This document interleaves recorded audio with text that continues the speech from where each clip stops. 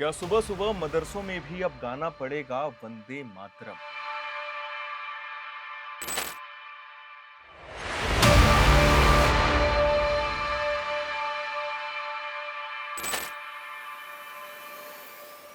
पश्चिम बंगाल के सभी मदरसों पर अब ताला लगने वाला है क्या?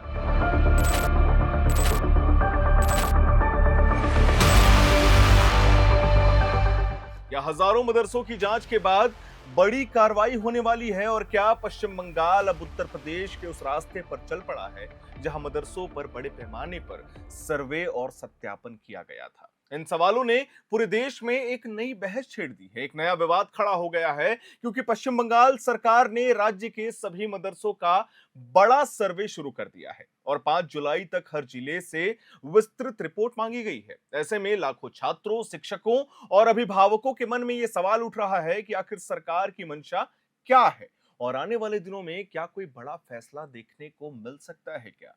बुलडोजर एक्शन देखने को मिल सकता है क्या? पश्चिम बंगाल की राजनीति में हाल ही में बड़ा बदलाव देखने को मिला। लंबे समय तक राज्य की सत्ता पर काबिज रही तृणमूल कांग्रेस की सरकार की जगह अब भाजपा सरकार आ गई है। शुभेंदु अधिकारी की नो टॉलरेंस नीति आ गई है। सरकार बदलने के बाद शिक्षा और प्रशासन से जुड़े कई फैसले लिए गए हैं और अब मदरसा शिक्षा व्यवस्था सरकार के फोकस में दिखाई दे रही है। इसी क्रम में हम आपको बता दें, अल्पसंख्यक मामलों में और मदरसा शिक्षा विभाग ने राज्य भर में मदरसों का व्यापक सर्वेक्षण शुरू करने का आदेश दिया है। सभी जिला अधिकारियों को यह निर्देश दिया गया है कि वे अपने अपने क्षेत्रों में मौजूद मदरसों की पूरी जानकारी जुटाकर 5 जुलाई तक सरकार को रिपोर्ट किसी भी हाल में सौंप दे। सरकार यह जानना चाहती है कि राज्य में कितने मदरसे संचालित हो रहे हैं, वे कब से स्थापित हुए, उनके पास वैध पंजीकरण और जितने भी अन्य आवश्यक दस्तावेज है वो मौजूद हैं या नहीं है, वहां कितने छात्र पढ़ते हैं, कितने शिक्षक हैं और कौन कौन वहां कार्यरत है। इसके अलावा यह भी जांचा जाएगा कि मदरसा आवासीय है या नहीं है, उसे सरकारी सहायता मिलती है या नहीं और वहां कौन कौन से पाठ्यक्रम यानी क्या शिक्षा दी जाती है।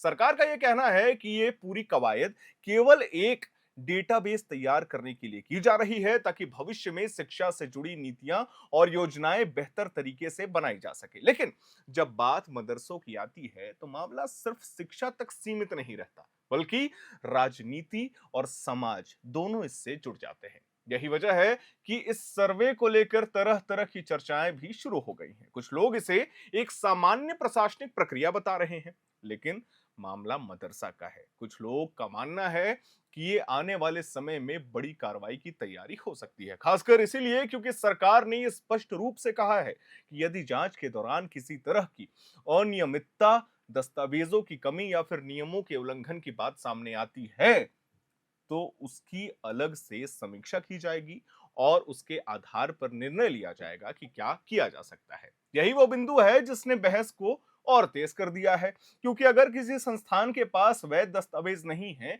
या फिर निर्धारित नियमों के अनुसार संचालित नहीं हो रहा है तो उसके खिलाफ कार्रवाई की संभावना से इनकार नहीं किया जा सकता है। हालांकि अभी तक सरकार ने कहीं भी ये नहीं कहा है कि मदरसों को बंद किया जाएगा या उनकी शिक्षा व्यवस्था में कोई बड़ा बदलाव किया जा सकता है। आप अपने अनुरूप उसे चलाइए, लेकिन सर्वे के बाद क्या होगा, इस पर अभी भी कई सवाल बने हुए हैं। दिलचस्प बात यह है कि यह सर्वे ऐसे समय में हो रहा है जब पश्चिम बंगाल सरकार हाल ही में मदरसों को लेकर एक और बड़ा फैसला ले चुकी है।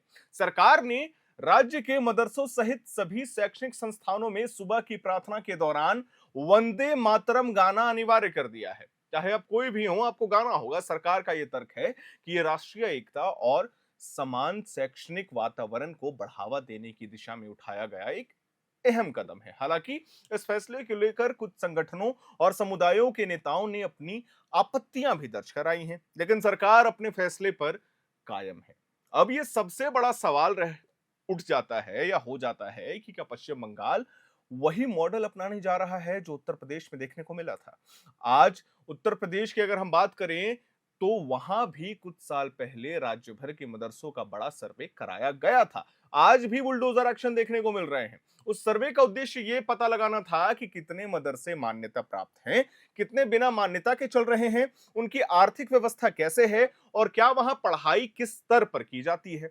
उस समय उत्तर प्रदेश सरकार ने यह कहा था कि शिक्षा व्यवस्था को पारदर्शी और जवाबदेही बनाना जरूरी है, इसलिए ये सर्वे करवाया जा रहा है। उत्तर प्रदेश में सर्वे के बाद कई ऐसे मदरसों की पहचान हुई थी जो सरकारी रिकॉर्ड में दर्ज नहीं थे या जिनके दस्तावेज अधूरे थे। इसके बाद सरकार ने नियमों के अनुसार कार्रवाई की प्रक्रिया भी शुरू की थी। मुख्यमंत्री योगी आदित्यनाथ और उनकी सरकार लगातार ये कहती रही कि राज्य में कोई भी शैक्षणिक संस्थान कानून और नियमों से ऊपर नहीं जा सकता है। सरकार का जोर आधुनिक शिक्षा, डिजिटल व्यवस्था और प्रशासनिक पारदर्शिता पर चलना है। यही कारण है कि मदरसों के सर्वे को उसी नीति का हिस्सा बताया गया है। अब पश्चिम बंगाल में शुरू हुआ यह नया सर्वे स्वाभाविक रूप से लोगों को उत्तर प्रदेश की याद दिला रहा है, क्योंकि देखिए शुभेंदु अधिकारी कहीं ना कहीं सॉफ्ट कॉर्नर रखते हैं योगी आदित्यनाथ के मॉडल पर, उनकी नीतियों पर। जिस तरीके से योगी आदित्यनाथ उत्तर प्रदेश में काम करते हैं, शिवेंदु अधिकारी भी लगभग नो टॉलरेंस नीति के साथ पश्चिम बंगाल के मैदान में उतर चुके हैं। लेकिन इतना जरूर है कि भाजपा सरकार के सत्ता में आने के बाद मदरसों को लेकर जिस तरीके से फैसले लिए जा रहे हैं, उन्होंने राजनीतिक और सामाजिक हलकों में नई चर्चा शुरू कर दी है। सरकार का ये तर्क है, सरकार का ये कहना है भैया कि उसका उद्देश्य किसी समुदाय या संस्थान को निशाना बनाना नहीं है, बल्कि शिक्षा व्यवस्था को बेहतर बनाना और सही आंकड़े जुटाना है। लेकिन दूसरी तरफ कहानी का दूसरा हिस्सा समझिए, विपक्ष और कुछ सामाजिक संगठनों का यह कहना है कि इस तरह के कदम जो हैं वो समाज को पीछे खींचते हैं। यही वजह है कि यह मुद्दा अब सिर्फ शिक्षा का नहीं बल्कि राजनीति का भी विषय बन चुका है। फिलहाल पूरे पश्चिम बंगाल की नजर 5 जुलाई, इस तारीख को याद रखिएगा, 5 जुलाई पर टिकी हुई है, क्योंकि इसी तारीख तक सभी जिलों की रिपोर्ट सरकार के पास पहुंच जाएगी।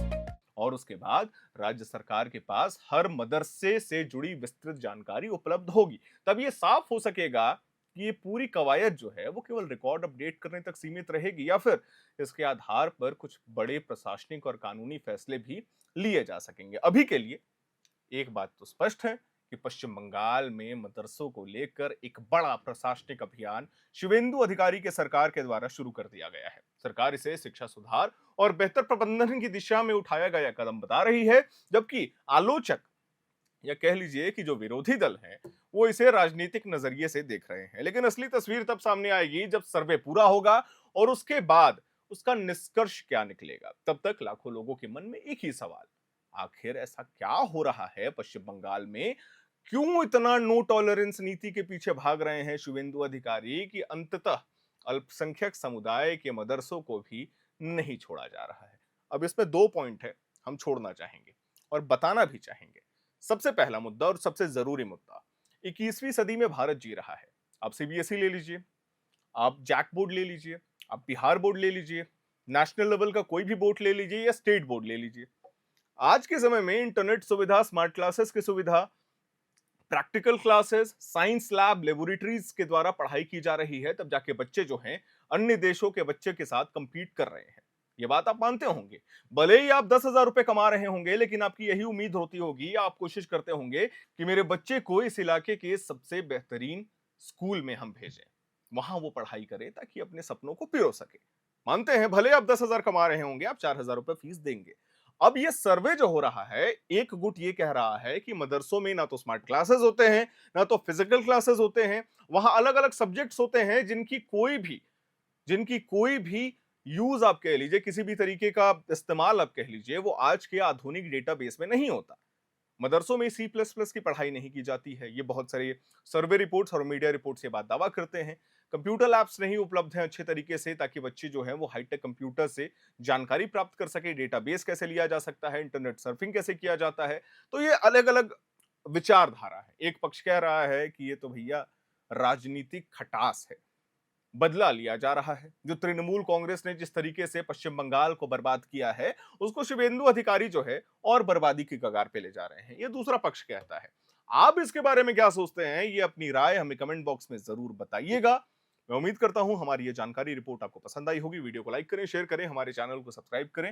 कैमरे के पीछे मौजूद है मेरे सहयोगी आर्यन, मेरा नाम है हर्षित और आप देख रहे हैं air now. When performance matters, pressure is not a problem. At Duraplast, we manufacture high-strength FRP pressure vessels designed for durability, safety, and long-term performance.